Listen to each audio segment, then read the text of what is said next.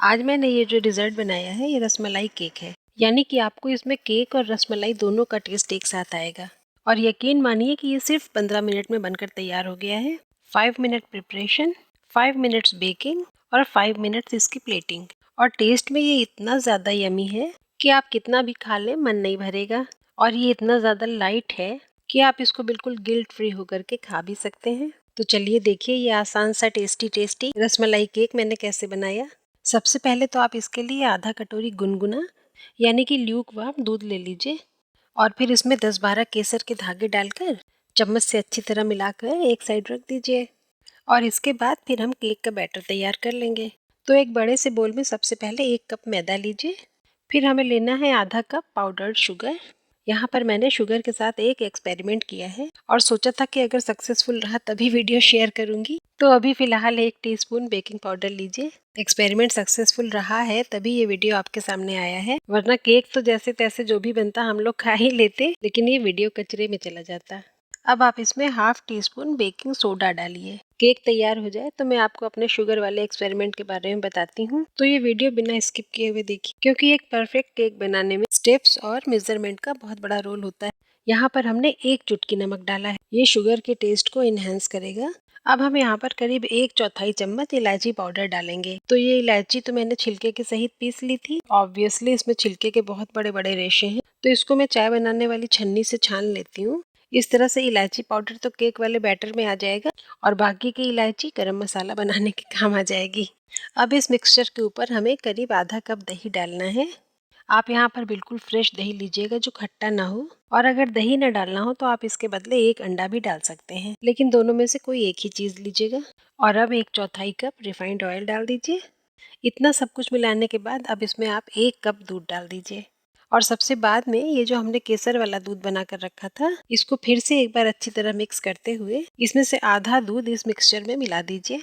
और बस अब एक विस्कर या स्पैचुला लेकर इस पूरे मिक्सचर को अच्छी तरह मिलाते हुए एक ही डायरेक्शन में विस्क करते हुए एक यूनिफॉर्म सा बैटर बना लीजिए।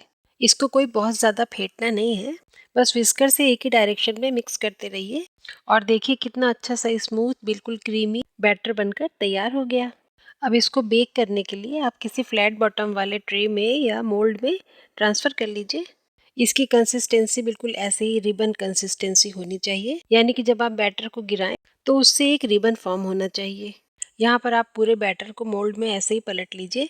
आज जो केक बन रहा है वो इतना आसान है कि आपको मोल्ड में कोई ऑयल वॉयल लगाने की ज़रूरत भी नहीं है। बस सारा का सारा बैटर मोल्ड में पलट दीजिए और इसके बाद इसको किनारों से हल्का सा स्क्रैप कर दीजिए, ताकि साइड में अगर कुछ लग वग गया हो तो वो स्मूथ हो जाए। मोल्ड को हाथों से थपथपाकर हल्का सा ऐसे टैप टैप कर दीजिए, ताकि बीच में कुछ एयर बबल्स वगैरह हो तो वो भी निकल जाएं। और अब आप इसको माइक्रोवेव में हाई पावर पर सिर्फ 5 मिनट के लिए बेक कर लीजिए। यहाँ पर आपको माइक्रोवेव की सेटिंग भी नहीं चेंज करनी है, सिंपली जो माइक्रोवेव जिसमें आप खाना वाना गर्म करते हैं उसी सेटिंग पर ये बेकिंग हो जाएगी।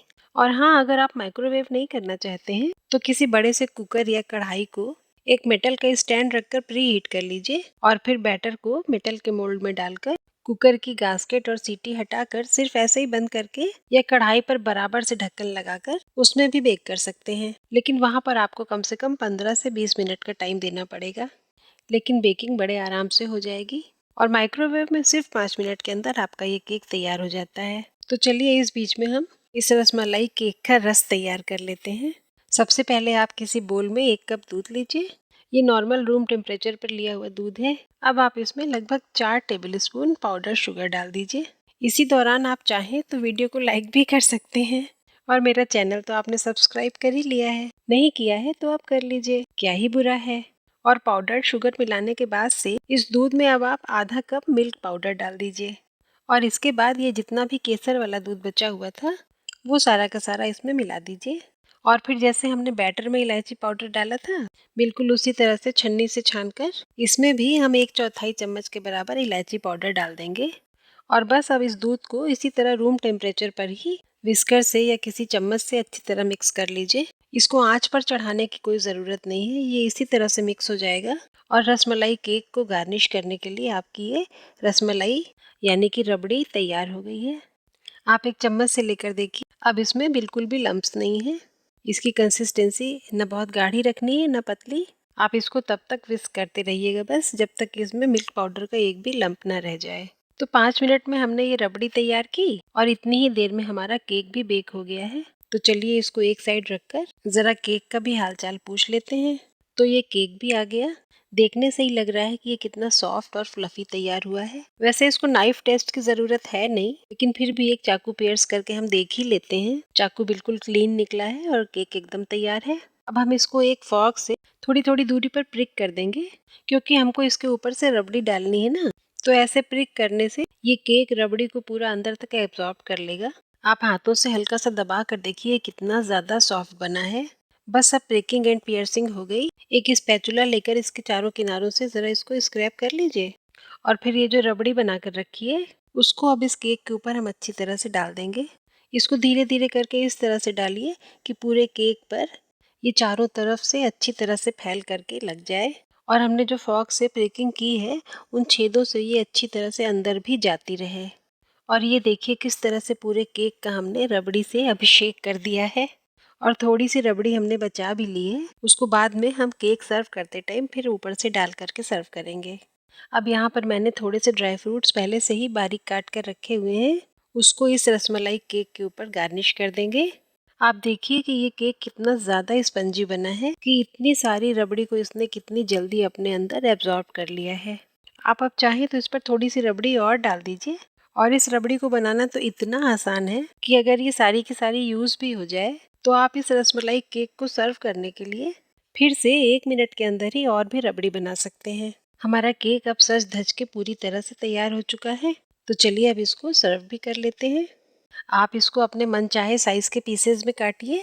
बहुत ही आसानी से ये कट भी जाएगा और आराम से निकल भी आएगा।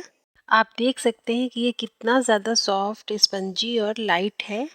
इसके एक पीस को किसी प्लेट में रखिए, ऊपर से खूब सारी रबड़ी डालिए और ज़रा इसका एक बाइट टेस्ट करके देखिए।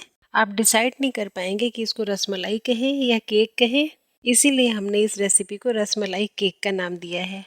ये देखने में जितनी खूबसूरत है, खाने में उससे कहीं ज़्यादा टेस्टी है और बहुत ही ज़्यादा आसान। तो बस आज ही ट्राई कर डालिए और फिर कैसी लगी ये मुझे कमेंट करके ज़रूर बताइएगा। आपके कमेंट्स का मुझे इंतज़ार रहेगा। मिलते हैं नेक्स्ट वीडियो में। Bye bye and take care.